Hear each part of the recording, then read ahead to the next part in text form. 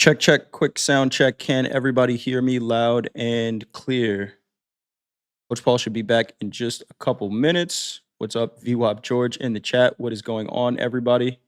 Happy Friday. Shout out to Dan Trader first in the chat as always. All good, all good. Good to see you all here today. Happy Friday, everybody. Happy first full trading week of 2026. Hopefully, everybody had a good end to your week. And welcome to At the Buzzer, our market recap. If this is your first time here, the goal of this segment is to review what happened in the markets for the day. We may talk about some markets that you have not traded before, but we believe our goal as traders is to identify opportunity. We want to see how we can take advantage of those opportunities while managing our risk. This is our first time meeting. I'm Coach Jay, been a Topstep performance coach since June of 2023. Coach Paul should be back in just a couple minutes here. And you are all the chat. Let us know how you did today. Were you up on the day, down on the day? First week of the year, up to start the year, down to start the year? Are you following your plan? For me, I'm up to start the year. Had a decent week this week. Start the year. Had one red day, which was Wednesday. We talked about that personal daily loss limit day. Had a bunch of swings. So P&L wise, looks good. Topstep posted Topstep Twitter account posted a tweet that says, "Thank God it's Friday. End the week proud of your execution, not your P&L." I'm a little bit, I'm, you know, my P&L is nice on the week, but execution could be a little bit better for sure. There was a lot of probably unnecessary swings, but happy to end the week up. But we got to clean up some execution on my side for sure. But let me know how you guys are doing. Start the year 2026, and we'll get into the markets. Coach Paul, get back in here. Take a look at the Trader Hub, positive 1,400 for the week from Eddie. Nice job. Let's take a look at this Trader Hub. We did have some jobs data coming out today. U.S. unemployment rate came in at 4.4%. Forecast was 4.5%. Canadian unemployment rate came in at 6.8%. Forecast was 6.65%. And the U.S. non-farm payroll number came in at 50,000. Forecast was 70K. We also had the Michigan sentiment number come out at 54. Forecast was 53.5, so a little bit better than expected. We did not get the Supreme Court ruling or opinion on tariffs. Did get a date for it, and it looks like January 14th is going to be that date. We had it on the calendar today. It's a tentative 10 a.m. Eastern time. So we'll see whether or not we actually get that opinion on Wednesday of next week, January 14th. We shall take a look. But one thing we do know is that the markets are going to move either way. We had some pretty nice movement in the markets today. Let's see. Eddie says positive 1,400 for the week. Brad requested my second payout for the year today. Passed a combine and a winning day on the new XFA. That is a nice way to end the week. Jeff says, I need patience. Jeff, that's good awareness, right? Good awareness first week of the year. If you realize that you need patience, remind yourself of that daily, right? We say it all the time, but every trading day is a new day, and it's a new thing. So you could say, oh yeah, I'm patient. But if you're not actually practicing that and reminding yourself of that every day, then it can slip, right? So if your default is not patience, actively remind yourself, right? Write it down on a piece of paper every day before you take a trade, right? Remain patient, execute your process. Even if you have to say it out loud to yourself a couple of times while you're at your trading desk, right? I need to be patient. I need to be patient. If it's not your default, you're going to have to force it, and that's okay, because that's ultimately where you want to get to. Up 10K this month in the XFA, got my second payout. Thanks to watching you guys every day. Matt, love to hear that. Shout out to you for executing trades. Right? And love to hear that anything we're saying here is helping with your process. Courtney Green today on a trend pullback at one of my levels. Missed the big one at the low of the day. Yeah, that was that was an interesting one there. We'll talk about the size that traded in the S&P down there. Let's get a sound check. Let's get a sound check, Coach Paul, if you're good. He keeps fading in, and I don't know what's going on there. Let me see something here. Try to get Coach Paul in here.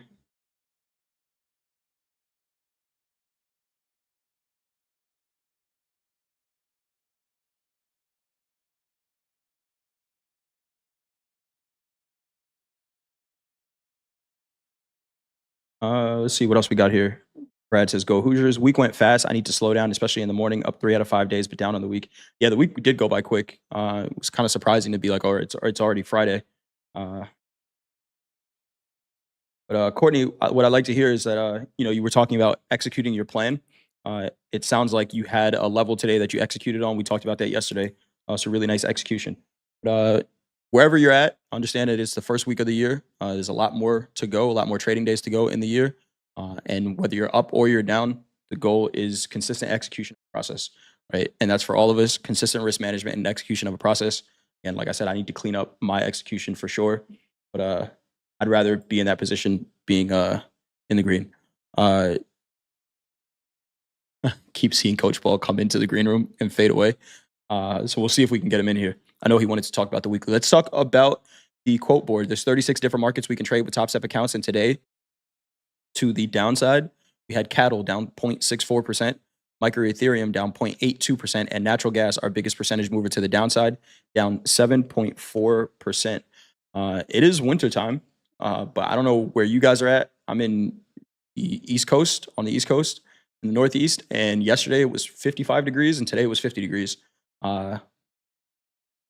So maybe unseasonably warm right now, and maybe that's why we're seeing natural gas prices sell off. I know Coach Hoop has been looking at that market for sure, but our biggest percentage mover to the downside, down 7.43%. To the upside, we had crude oil up 1.82%. Shout out to the house account opening range trade. Really nice trade again there in crude oil. We had the Nikkei up 3.82%, and silver, our biggest percentage mover to the upside, up 6.03%. Let's try it one more time, Coach Paul. Hey, there we go. All right, give me 1 second. We'll bring Coach Paul in here. Keep this show moving.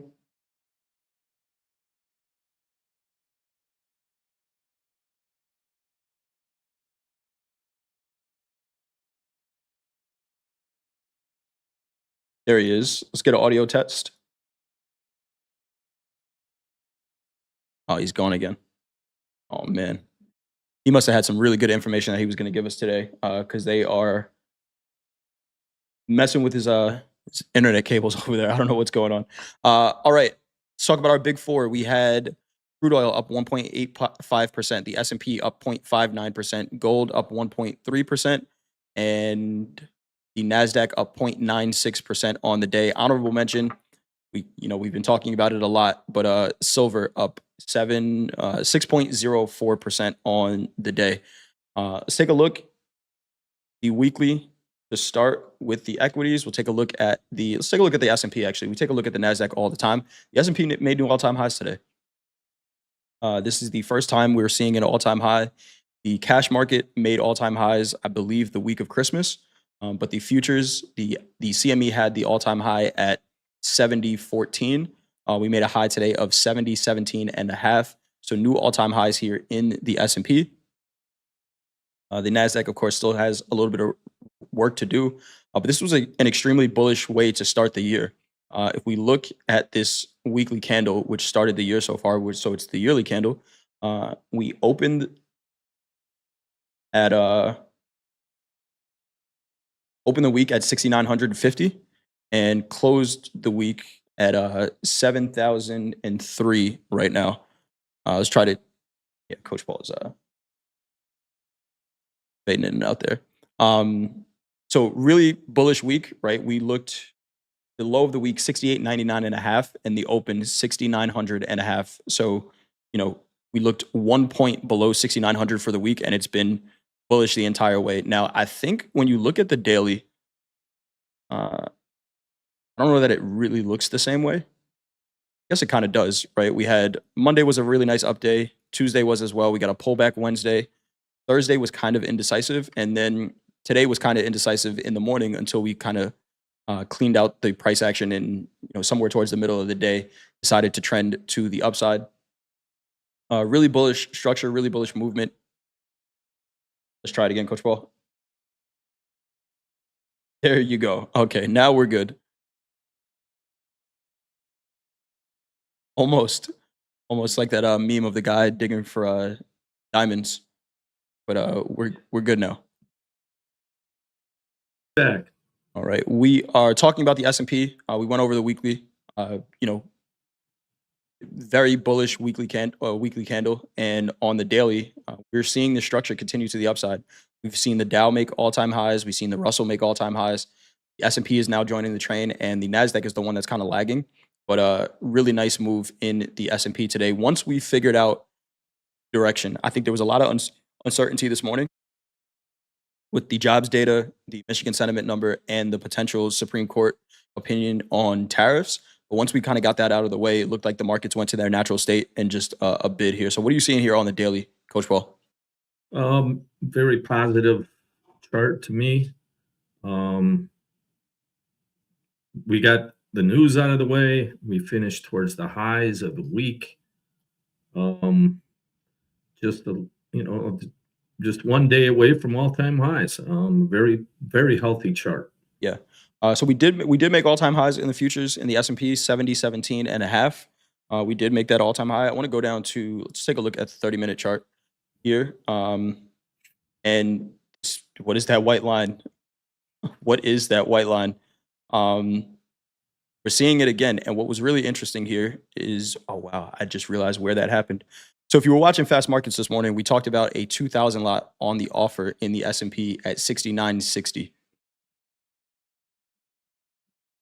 That order got filled, and then another 500 shows up on the offer. And these are passive sellers, we would assume. The one thing we have to understand about those positions when they sell is, or buy, we don't know direction, but what is kind of nice to see is there's a market participant willing to buy 3,000 contracts in this small range here.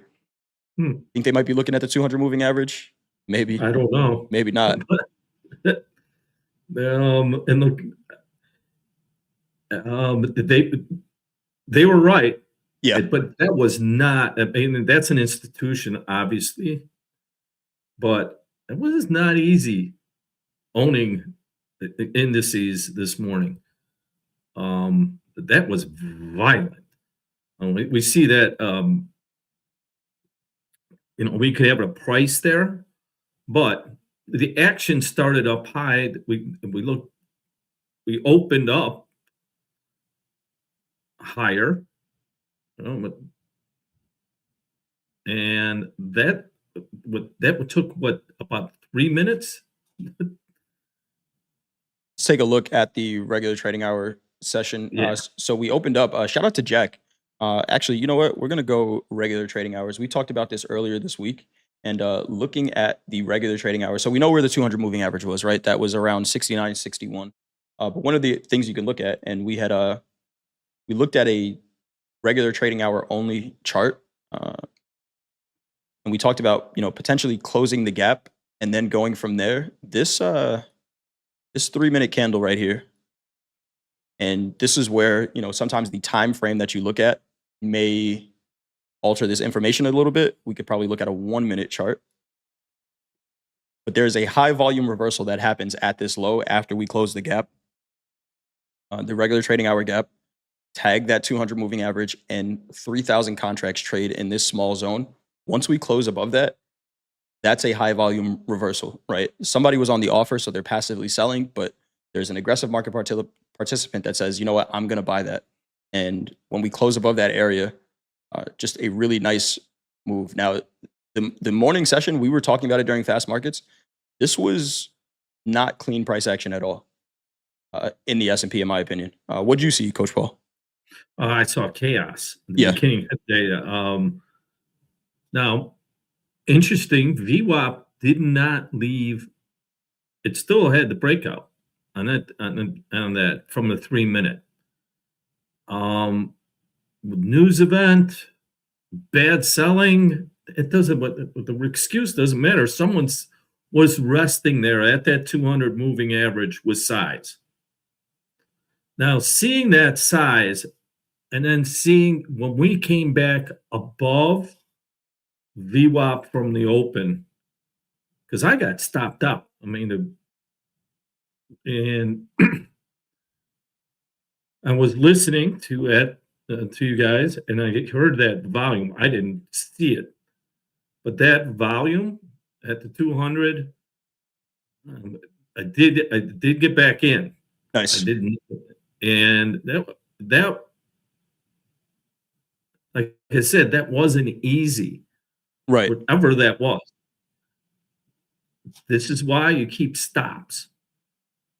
The worst thing I could have done, and when you hear me talk about taking one side, that was, and that would be so tempting to get short. Oh yeah. Yeah. What I would say, don't get short. It was that VWAP above the opening range. This was a hit, but it didn't change VWAP. And look at how that it held at 200 overnight. If you're listening to At the Buzzer, give us a shout out. Yeah. Um, I see some people calling it the white line plunge protection team, right? But so what was the DNA here, right? Because we talk about blind buying off the 200 moving average is probably not the right trade sometimes. But in this case, we had volume for the day never crossing below it. So this is just a really nice opportunity to potentially get into a long here off that 200 moving average. Now, if you just want to put your order in there because VWAP is where it is, you could. But it was I know an area Jack was looking at as well. The house count got long 69.63. We took about 20 points out of that trade, I believe. But just a really nice spot to look. Now, who we got? M. Petrella says, "Can you explain how is that a reversal, please?" So, yeah, context matters, especially for some of these when we talk about like a J trade or things like this. This did end up being the low for the day, but now let's put the whole puzzle together, right? We have volume above the 200 moving average in an equity market that is trying to make all-time highs, and we get a pullback to a level 200 moving average that we know the market has the potential to respect on a higher time frame, right? So then when we get down to an execution time frame, right, for me that's a 3-minute. This candle, and you could look at the candle right after it, but this 3-minute candle right here that set the low for the day was higher volume than the open. That's a signal to me. Now, it's going to look a little bit different depending on your time frame. If you're switching between a 1, 3, or 5 to try to find which time frame gives you the best, reversal trades, and we call it a J trade, I wouldn't do that. But the idea for all of them stay kind of the same, right? If you see more volume than the open on a short time frame candle, that's an anomaly. That shouldn't happen, unless something's happening, right, Coach Wall?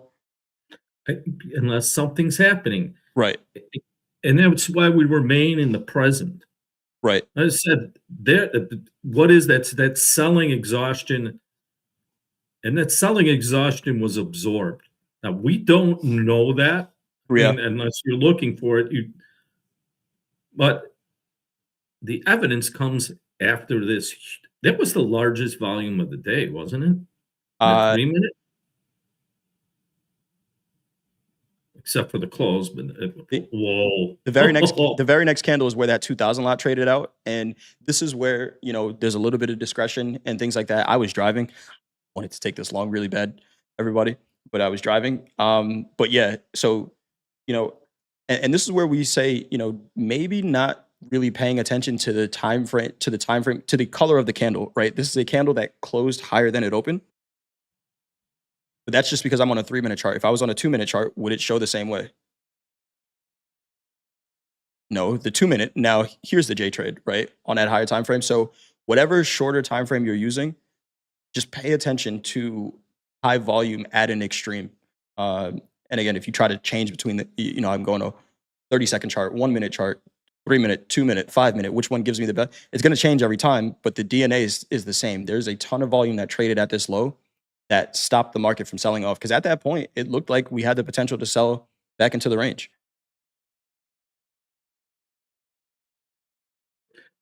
I like the way you change those time frames. Yeah, One, it don't get caught into changing time frames to look for that trade.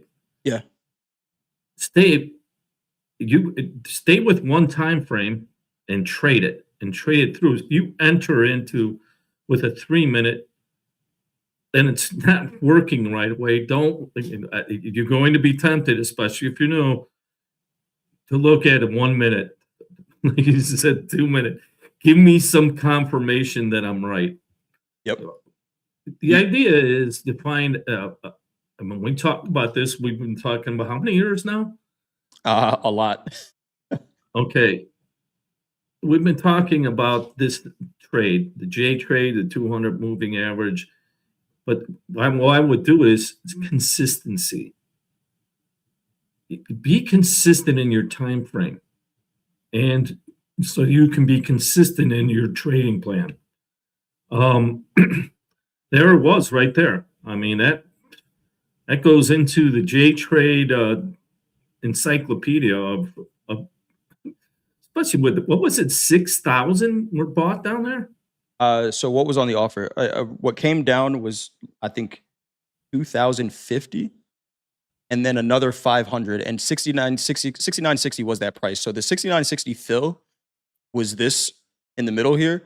But again, are you going to look at a 1 second time frame to try to find the J trades? You're not, right? That's really the time frame that it's happening on, right? Those orders sometimes they get filled really quick, but the concept is ton of volume trading at the low or the high. And I think where we don't have to get super zoomed in is I'm not looking to catch it here, right? No, I'm looking to catch it on the confirmed reversal. Now, can I take it here? Do I take it here sometimes? I do. But if I'm looking for a higher probability trade, I'm probably not taking it until up here. Do you normally use the ES or MES chart? I use whatever. So if I'm trading the micros, I will have my quant hour charts showing the minis. But if I'm just trading on Topstep X, I'm trading the chart that's in front of me.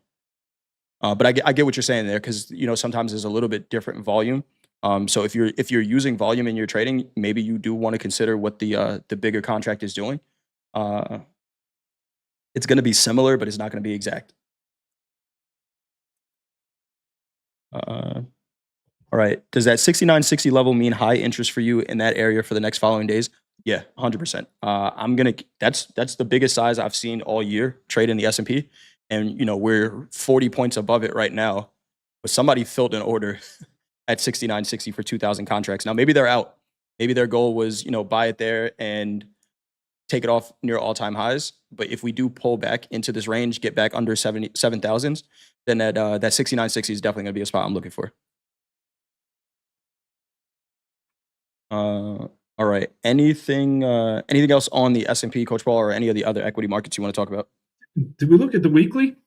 We did look at the weekly in the S&P. We could take a look at it in Okay. the other markets. We take a look at the Nasdaq, which still has not taken out that all-time high. Yeah, well, it's definitely finding value here. That once again, it's not an unfriendly chart. It's just a couple days away from all-time highs.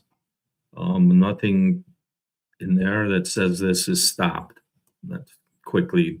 I mean, we did the close above last week's high. Yeah. And that's friendly. This is the first week of the year too, right? Yeah, it So is. we can frame that out. Been a pretty bullish start to the year. Yeah. So, all right, should we go to the metals? Yeah, we'll take a look at the metals. Just take a look at the Russell really quick. We're making highs that we haven't seen in a couple of years. These are all-time highs now in the Russell, and the Dow as well, ending the week at all-time highs, right below that 50,000. So, while the Nasdaq right now is still trying to figure out what it's going to do, we are seeing some other equity markets break out, and I saw a bunch of traders talking about the Dow this week. I think for good reason. Really nice trade. Made all-time highs on Wednesday, got a little bit of a pullback, and looking like it may make that run for 50,000 pretty soon here. Let's take a look at gold on the weekly. What are you seeing here, Coach Paul? All-time highs next week, maybe? We're still inside the candle. And it's in the weekly. I'll tell you what, it's got to start going. No one's talking about gold taking a big hit. I haven't heard anyone. Maybe there's someone out there, Yeah, not but to me, it's kind of a crowded trade. You see it in the headlines. It's what I'm saying that is one, two. This is the third week in a range at all-time highs. We haven't had that inside, like even that last high. So let's watch last week's low. Let's see what happens. We held it this week, but really kind of losing its steam. It's not it's not bearish, don't get me wrong. But yeah. if we settle underneath this 3 weeks of range next week, the unthinkable could happen. Gold breaks hard. Yeah. And that's I don't the pundits or people I talk to, no one's looking for that. It's probably because it's a crowded trade. There's no doubt about it. But still bullish market, Yep. but it's 3 weeks in sideways motion. I think Something to be aware of. I think what is healthy for this week is closing above the 50% of this major sell-off, liquidate everything metals candle. Back above 4,500, closing the week above 4,500. We are less than 1.5% away on this contract from an all-time high. So it's friendly, but it does need to, it's not a high until it is, right? And we need to convince some buyers up there. Let's take a look. I see some questions in the chat also. What's the best way to trade the markets that are breaking out? It's hard to find reference points. We'll take a look at that, maybe specifically in the S&P today. We're going right to the Shanghai Open. We know what matters. And here's the 8 p.m. Eastern Time 30-minute chart. You can use a 3-minute, you can use a 30. I'm still kind of between the two. It really depends on the day. Some days the 3-minute gives a really clean trade. Sometimes you have to wait a little bit. And in this case, there really wasn't any urgency, but this 30-minute handle set the low for the rest of the day. And a nice frame of reference. If you came in, let's say you framed it out, you didn't get a nice trade in the overnight session because we didn't get a breakout. If you come back, which may be to be expected last night, especially with some of the data that we were getting this morning, you come back in the morning and on that non-farm number, we test right back into this first 30 minutes and bounce from there. So not the easiest trade today, maybe in gold, especially if you were trying to trade it last night. But another one, what is that white line here? Sorry about that. What is that white line here? Came back down to 50% of it. I want to frame out, and we talked about doing this yesterday. But framing out the news candle, we know non-farm has the potential to move all of these markets around that we trade. I'm going to keep this on a 3-minute chart because this is actually what I do every time one of these comes out. But framing out the news candle and then attaching a VWAP to it from there, and then kind of looking at it like an opening range trade, right? We have price leaving the range. Volume is sort of iffy. So if you kind of wait until volume leaves the range, maybe that gives you a better opportunity. Not a great breakout trade today in gold. It kind of channeled around, ranged around for a little bit, but trying to guess what's going to happen here in this 30-point candle in gold, you could blow your account. You could get it right. But let's see where this candle opened. Let's say I bought it right before. Say I buy it right before the gold news. And I actually don't know which way this went first. But either way, if I'm not quick enough. 1 minute. Yeah, we got to look at the 1 minute. All right, there you go. So let's say I bought it right before the number and said, all right, I'm going to get this right. This 1 minute candle opens up and 15 points to the downside. Well, maybe it spiked up a little bit, spiked up probably 2 points and then 15 points to the downside. How do you manage your risk in something like that? The answer is you probably don't. J-trade. Yes, it is, but that's what it ends up being, right? If we look at that 1 minute, now we have, and there was had a conversation with a trader a long time ago about framing out these news candles and not being able to repeatedly trade this, and I could not disagree more. There's a structure here that we look at all the time. This 1 minute candle here ended up being not the low of the day, but the low of that time frame, right? Low of the regular trading hour time frame. Highest volume that we saw all day. And just because it's news, I think a lot of times what happens is people take like 10 minutes to dissect what's happening in the news. Where if you look at it this way, the risk is defined in a minute if I let it play out. Maybe 2 minutes, right? We get the news candle to print, the highest volume candle, see rejection of sellers, and then we close above. Is this a lot of risk? It is. I get long here on and I'm looking at a 1 minute news candle right now, right? And some people might tell you don't trade the 1 minute candle. There might be something to that. But if we can frame out where all the volume traded, what the response is, and then take a systematic approach to trading that, as soon as we get a candle close outside, maybe you want to risk 50%. Maybe you only take a micro. Maybe you go 2 ATRs of risk, but that's a well framed out trade based on something that we look for all the time, right? High volume, candle close above, reversal, turns around. And also on that 1 minute, it's defined. I'm risking basically $160. Right. On a micro. Depending on the size of your account, you can do more. But it comes back to the same DNA. Sellers couldn't turn it around. We had the big news. There was sellers that are caught for whatever reason. But the key part is you said it's after the headline. Yeah. You could trade before this big news and do it at your own risk.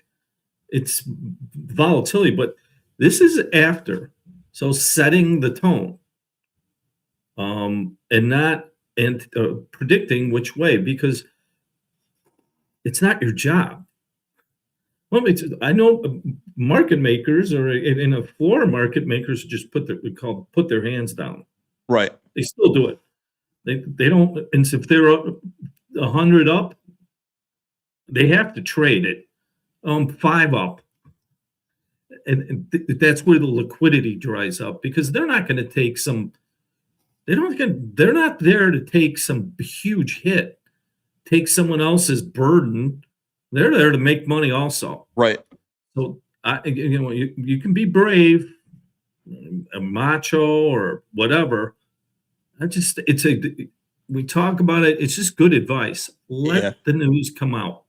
I've just lost more and Hogue says it all the time, right? The amount of times that he has in his trading career tried to guess where the news was going to go and take a trade, he's probably break even. I know for a fact that I'm negative trying to do that. Right? Because when you're doing that, you wanted to do it with a micro, maybe with a certain account balance, I could justify it. But more often than not, the person that's trying to guess what the news is going to do is not doing it with a reasonable position size. So, you're just looking to magnify results. So how do I magnify results? I probably put on the biggest position I can and hope that it works. And I've done it. It don't work for me. So had to find an approach that we can get in early, right? Because I don't want to wait 10 minutes after the news personally, because it might be a little late. But if I can find a way to read what's happening after the dust settles, I think there is a clean trade there. Nice move in gold. Let's talk about silver really quick. Go ahead, Coach Will. All right. Oh, there's the 1 day. A little different than gold. It's holding. It's still creeping higher. Still, to me, it looks friendlier than gold. Now, We do. We're working. We still have that J trade possibility on a daily in silver. Oh, what does that project? Oh, and that would have to close. But I'm to a point now. Look at the average true range on the daily.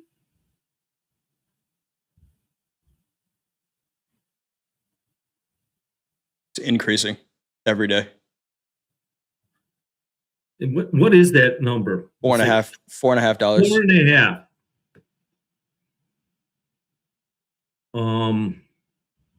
Heck, I don't. It's to a point now. If you have your own account and you're trading this, you need $50,000 cash. Yeah. The margin is 30,000 on the big, so it's 1/10 of that. But I'll address that in a second. It's getting to a point. The risk is almost too much to play. Yeah. You just can't afford to be wrong. The other thing I want to address is the Merck clearinghouse is trying to squeeze out the longs by raising margin. I think the margin needs to go higher. Mm-hmm. Margin reflects the volatility or the average range. In the last month, that range has gone from what, $2 to $4? Yeah. Yep. It's doubled. Doubled. It's a reflection of the market. Now, as far as trying to squeeze out longs, the longs are in strong hands. They're in the cash versus the Hunt brothers who leveraged with futures. A little different story, but that's what the margins need to be. I'm telling you, even with a micro silver, Yeah. It's all great when you're right. We hear about the heroes. It's the psych war. We don't get to talk to the dead soldiers. It's unwieldy. I think it's time for a smaller contract.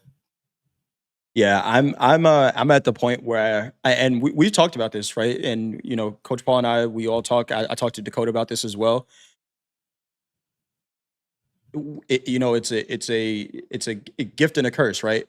Our job as traders is to identify opportunity, and there's opportunity in trading silver right now, right? So we don't want to neglect it, but at the same time, we're also very aware that there are probably a handful of people who should be trading the big contract at all, or silver in general, just with the volatility, right? I don't know. It could reinforce, some negative habits. I've seen some people, and I actually like it, right? They traded silver, and they're like, "Hey, I've been trading for a year. Here, you guys talking about silver. I'm going to trade it." And then they take that first trade, maybe accidentally in the big contract and not the micro, and then they say, "Hey, I'm never trading that again." So we can we put the warning out there, and we're going to continue to talk about it because it's a market, and our job is to analyze the markets. But just understand that there's a ton of risk in trading this. You're not trading with, like Coach Paul just said, a $50,000, $100,000 account. Maybe really consider trading the small contract, or just trading it in a practice account and understanding the flow of the market and trading from there. But there's really want to make the point that there is extreme risk in trading this market right now. Now, I don't have kids yet, but sometimes you got to learn lessons on your own, right? You could tell somebody that the oven is hot.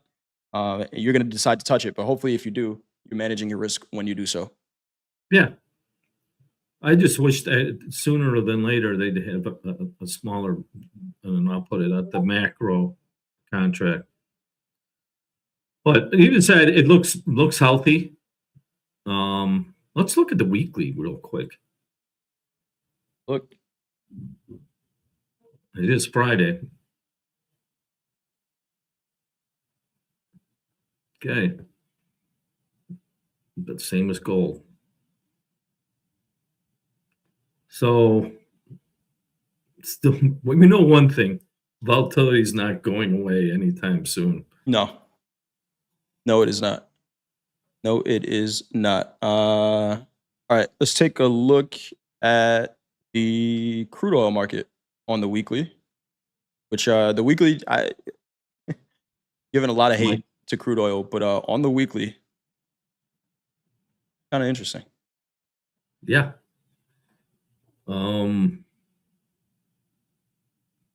Still in the range. It's a microcosm of the daily, which when you're in this kind of market, not surprising, but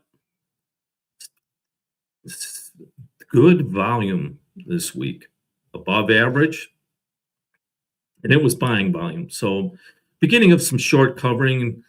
At the look at open interest to see if open interest is going down, but it seems like a long time ago that Venezuela situation Yeah. was only a week ago. With that, for the week, we finished higher. Mm-hmm. That's positive. On Now, on a week where a lot of the headlines were oil's going to go to zero, a lot now of the tweets and social media opinion, and this is why I say it all the time: read the chart that's in front of you. remove the predictive decision making. Trade in the present. How many times this is going to go? If you catch yourself at this time for sure, Ah, because I know you're predicting. yep, Get out of that mode. agreed. So it's got work to do, but that trend line, let's keep that up there, Coach Jay. I think it's an important trend line. You're getting pretty good at those trend lines now. I mean, I had to stop saying that I was bad at it. That was the first You part. are, you are what you tell yourself you are. Exactly. That's a real lesson in that. Real lesson in that. You are what you tell yourself you are, each and every day. Crude oil. Let's take a look. We know crude starts to move during the In London session. Had a nice little sell off early, but got near the white line. Didn't really. And then we got a 30-minute J trade for that time frame. Closed above it. Nice trade there. What time was that? This is 4:30 Eastern time, 3:30 Central. During London. Yep. All right. This was before the news.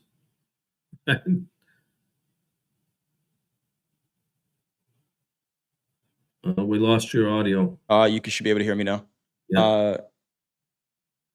How do I add the 200 line? I got you. 1 minute opening range trade. This is an urgency trade on the 1 minute in crude oil today. What does he mean urgency trade?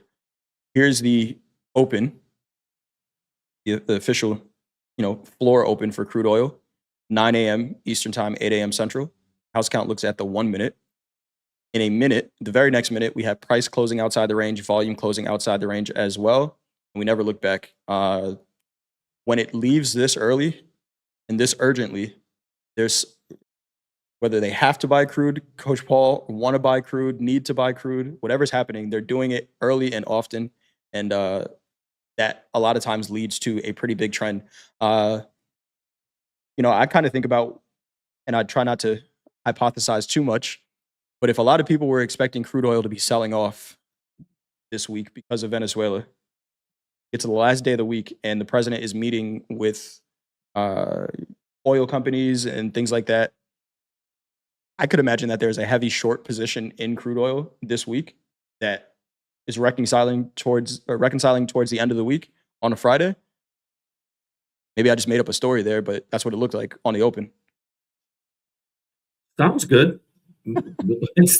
It started in London. It did. Let's look at that London turnaround.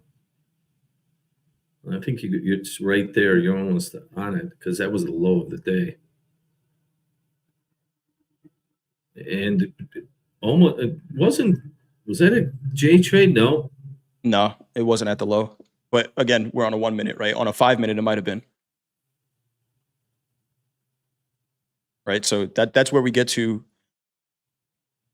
It's more so the concept of the volume trading in this area on whatever aggregation that you're on. Go ahead, Coach Paul. I was going to say it'd be interesting to see what Brent crude Oh yeah, looked like.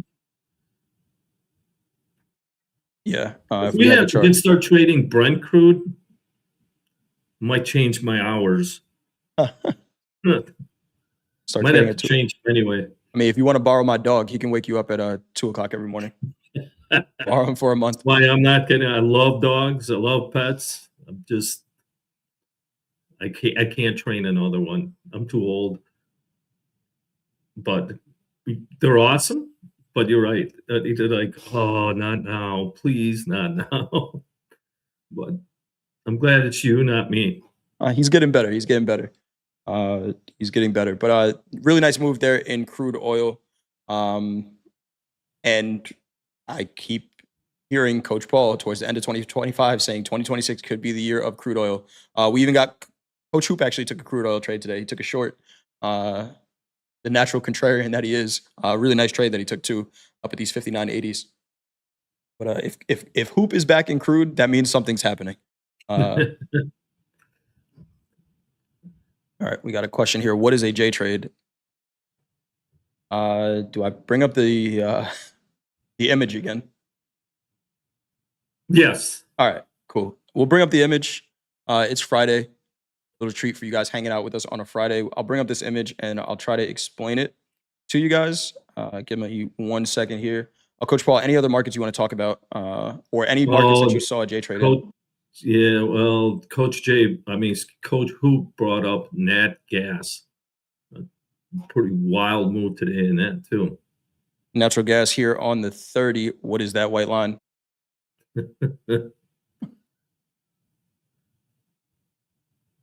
There we go. So let's look at what now. Nat gas very rarely makes a move out of Asia.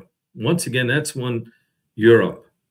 So let's go 3 o'clock Eastern, 4 o'clock Eastern. You looking for the London Open? Yes. 3 a.m. Eastern time right here. All right. Now, let's watch the volume. Just on a volume basis. That's the volume is building.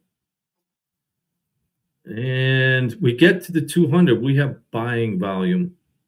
This is a J trade. There you go. And let's remove everything after that so we can really define this. This is what you see. Without getting okay, we have heavy buying.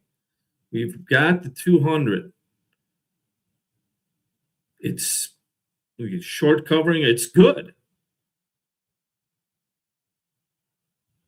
Now let's frame out that half hour. Which ends up being the highest volume of the day so far. You can see the day started here. We had VWAP kind of flat, pushing up into the 200 moving average. And now we have this 30-minute candle framed out and go from there. Go ahead. Cool. We go from there. Next one. Okay. Still less volume. Now, we close below that high volume against the 200. Forget about the 200. Even in here is we have exhausted buying or failed buying. We have, because Coach Jay has brought this when we first started broadcasting together, and I see it all the time now. I can't do it enough. But in this case, all the King's horses buying natural gas couldn't turn that downtrend. And then, so now we have failed buying. So right there, we take a short and risk new highs. So what's that risk? In a large contracts, probably $500.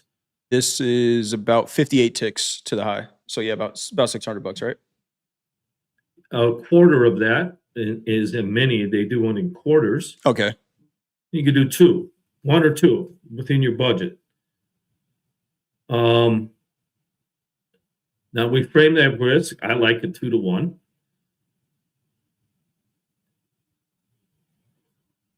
I'm not greedy.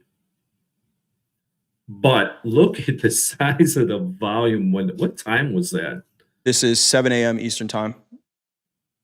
And that's before the official open. Right. Something happened. Some news came out. But that right there, look at the continuation. I'm just kind of stunned. Yeah. Fell off. It didn't even have bottom of the chart support. Fell off the face of the earth. Right. But that's the setup. If you want a runner and you had this is a place to take it. If you had multiples, or you move your stop down every half an hour to keep that 2-to-1. What did that end up being? Like a 6-to-1? At the low, it ended up being, about a 5.5. Okay. So we got some questions here on this trade, right? So now here's a couple of things, right? There's a question: would you take it at the break or on the candle close? If I'm waiting for confirmation, and this is where we get back into that conversation of playbook versus execution, right? If big football weekend, shout out to the Chiefs. They're not in the playoffs, but Patrick Mahomes, if you watch him play, there's a structured game plan, but he's a great improviser. So sometimes execution is not going to go exactly by what the game plan says, right? Some of the playbooks where he's, spinning around and then throwing the ball with his left hand, that's not in the playbook. That's just what the circumstance called for. But if we're going by the playbook definition, we have to wait for a candle close here because that's the confirmation. There's a lot of time where you can take the trade early. And if you're preempting it, we've seen sometimes high volume mean continuation, right? So until we get a candle close here, and you got to think about what we might be talking about here, not just from a candle perspective, but from actual market participants. There you go. View up, George. That one was for you. Actual market participants, right? If there's buying volume to create this, right? And context matters as well. Where is this happening? Right at the 200 moving average. There's buying volume to create this candle here. Now, Coach Paul said it, right? We see the charts like this. Sometimes high volume is going to mean follow through, right? It just may take some time. And now we're looking at 30-minute candles, but you could look at whatever time frame you wanted to. If I'm buying here and price, let's say I bought the low tick of this candle here. If price comes down and holds as a support, I may hold on to my trade. But once I start to see price close below where my entry is, what do you start doing, right? If you buy something and it stops going up, what might you have to do? You might have to sell it, right? At some point, depending on where your risk is or how much risk you're willing to take. So, when we get this candle confirmation, this is what shows me. I'm looking at, we can see the candles, but I'm thinking about the market participant in this candle. If I bought up here and the candle closes here, I'm probably going to start selling. And that selling could help us continue to the downside. So it's a trade in the trend direction after a failed reversal. It's actually a reversal trade. And sometimes it ends up being a 3-bar reversal, right? It's not always going to be in 3 bars. When it happens in 3 bars, it's probably the best trades. But it may be 4, 5, 6, right? After about 7 or 8, probably start to look away from it because that could be just something else. But when it's a quick turnaround, it usually leads to a quicker move. Again, why might that be? If somebody's buying this and there's a decent amount of volume that traded in this candle here, there might be a ton of liquidations that are happening, and we could see, more volume coming in on the opposite direction. So I think the quicker it happens, the better. But it's usually it's a reversal of the trend for that time frame. Let's attach a VWAP to that. System process cornered, right? Yeah. Somebody's trapped here. They got to run and go the other way. Here's a VWAP attached to that candle, Coach Paul. Yep. Yeah. Who said that? Amira said that the outside bar is the signal, 100%. Now, so here's the thing, right? And shout out to Dakota who trades 3-bar reversals. A lot of the times the J trade ends up being a 3-bar reversal, but what's the one caveat that we're adding to this? It's the volume, right? And that high volume, because this is technically a 3-bar reversal right here, right? Do you take that if it's on lower volume, right? So we're adding that caveat of, and not just high volume, volume that's an anomaly. Look at this 30-minute candle here, and you probably can't see it. No, you can't. Hold on. Oh yeah, you can see it. Look at this. This 30-minute candle was 9,500 contracts in a 30-minute period. The average was 1,100. So almost 9 times the average volume at what was the high of the day. That's what makes it that high probability reversal, right? Not just because it's a 3-bar reversal, which does play out really well when we see Dakota take it, but adding that volume into there, we've seen it turn around a lot. And that's just staring at the charts for a very long time, seeing that pattern.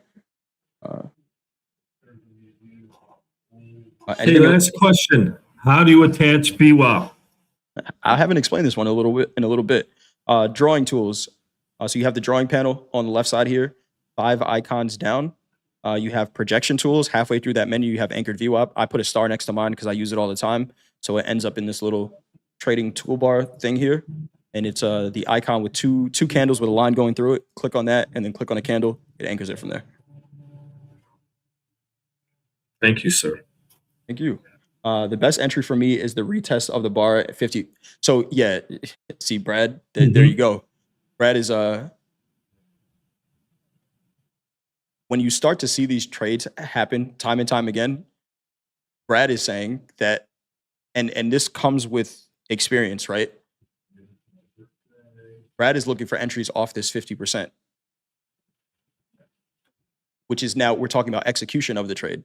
The concept is still the same, but some people might be looking at this and say, well, hey, why are you entering here when, there's a pullback? And when you see these trades happen time and time again, oftentimes that 50% can be a nice spot to enter, especially if volume hasn't left the range already. I think the most important part of this, Coach Paul, where does the stop go on something like this? New highs. Has to. It shouldn't. If it's failed buying, it shouldn't get above that range. Right. Yeah. And then, so you have to define that and predefine the risk and accept it. Mm-hmm. Well, this looks great. That might be in silver, and it might cost literally $4,000. Right. And your account's $3,000.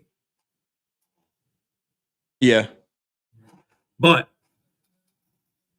this is the gist of it. And one of the things too is measuring it. You have to be patient too. Sometimes it just goes and doesn't rotate. So you have to be comfortable in that execution. We see it a lot of times. It goes 50%. Yeah. This might be a spot where I add, to be honest, if I take the entry down here. But again, the risk has to go up here. And if it's too much, you can't take the trade. All right. We are almost at time. Let me see if we got any other questions here.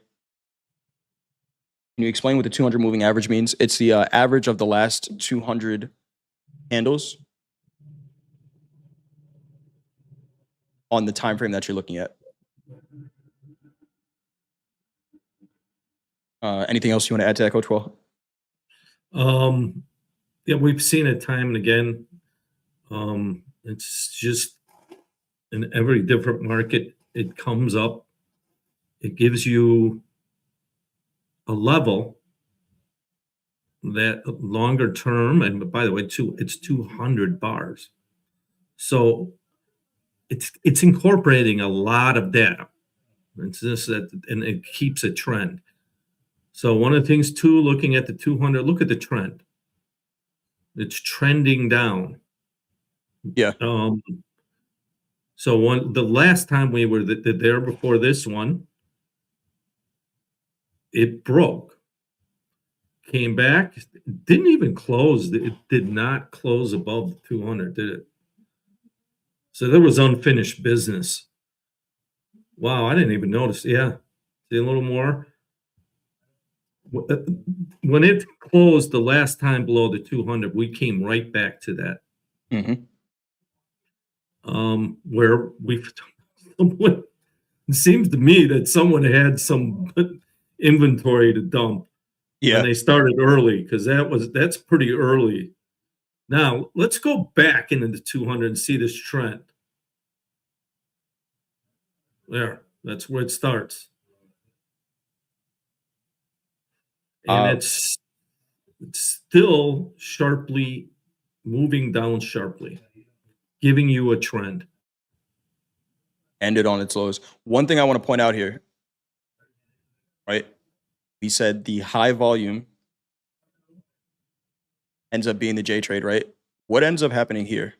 We get higher volume than our initial signal candle, right? So there's times where I see this even in the chat where people are just like, hey, there's a potential J trade here.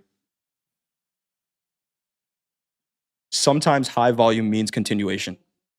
So if you try to, now let's say that we start to look at this one and say, this is a J trade, right? And this is where context matters. Dakota says it all the time. 3-bar reversals matter in context. Does it make sense that in a downtrend, we just zoomed out, right? We see this market in a downtrend. Does it make sense that the reversal pattern that we're seeing is failure of buying and then flipping to the downside? Makes a ton of sense, right? So a lot of times what people will see is they'll get very zoomed in like this, see this high volume and say, oh, it's a J trade, and potentially preempt it. Most important thing we said, if we're going to take this as a reversal, is what? Have to have a candle close above this high. Now, if you start to look at this for a signal, great, but it's not confirmation, because sometimes high volume means continuation. So the most important part of that is candle close above. I'm going to flash this image on the screen one more time, this time without us in the way. This is what we were just talking about for the last 15 minutes. Take your screenshots. This is AI generated, so if there's mistakes in there, just understand that. But yeah, there you have that. Take your screenshots, study that. You can see where they're saying the candle close is the confirmation of the entry and where the targets go. Again, this is not perfect. Are they always going to look like this? They're not. But there's your definition of it there. Don't say we never gave you anything. If you haven't done so already, hit the thumbs up button. We appreciate you. Coach Paul, anything else you got to say before we go? Get some rest this weekend. Been a busy week. Spend an hour to review your performance, no more. Check your trades and make sure you're following a plan. Highlight the ones that you're not following your plan. Make sure you do this, because you're going to find out there's certain triggers that set you off in trading. Identify those. You'll get good data to improve, and this beginning of the year to improve. Find those trades, recognize when those trades happen, and then you can start begin to eliminate them. And that's, do it on the weekend when you have an hour. Then you can be prepared for what you need to do the next week. And then have a great weekend. Go Bears. Go Bears. Have a great weekend, everybody. I completely echo everything Coach Paul just said there. We talk a lot about strategy here. That's probably 10% of this, right? Everyone has a strategy that works sometimes and doesn't work other times, but it really is about who you are and where you are at in order to execute those strategies. So take the time to get in that place, in a good place, to come back next week, execute a game plan, and continue having a great year. I believe Coach Hoop is doing his Discord class at 6 p.m. Eastern time. And after that, go enjoy your weekend. If you haven't seen the movie Marty Supreme, it's a good movie. I watched it last night. It's a pretty good movie.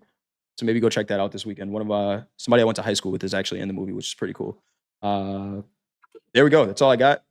Enjoy your weekend. Coach Paul, good luck to the Bears this weekend. I'll be watching. All right. See you soon. Bye.